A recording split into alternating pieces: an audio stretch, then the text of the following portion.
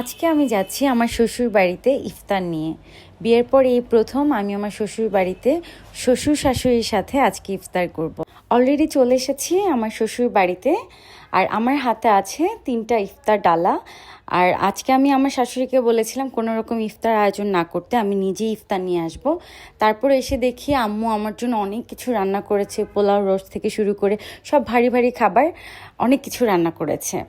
আমি এসেই সুন্দর করে টেবিলটা গুছাচ্ছিলাম। আর এই ইফতারগুলো আমি অর্ডার করেছিলাম তনিস কিচেন থেকে।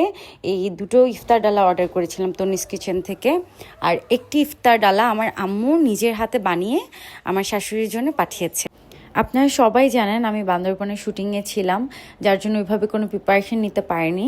তাই আমি তনিস কিচেন থেকে ইফতার ডালা অর্ডার করেছি। আর ইফতার ডালাগুলোতে সব কিছু ছিল, ইফতারের যাবতীয় যা কিছু আছে সব কিছু ছিল, যার জন্য আমার কাছে অনেক ভালো লেগেছে। আর ওই ইফতার ডালাটা আমার আম্মু নিজের হাতে বানিয়েছে।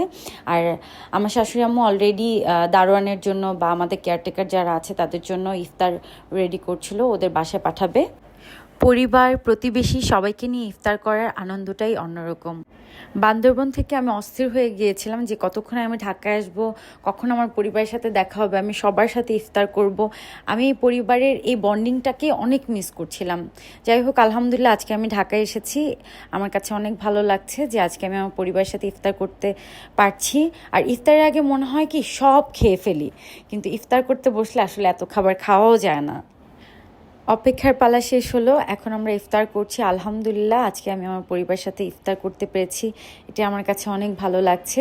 এই ছিল আজকে আমাদের ইফতার আমাদের পরিবারের সাথে। সবাই আমার জন্য দোয়া করবেন, আমি যেন এইভাবে আমার পরিবারের সাথে সব সময় হাসি খুশিভাবে আমার দিনগুলো পার করতে পারি।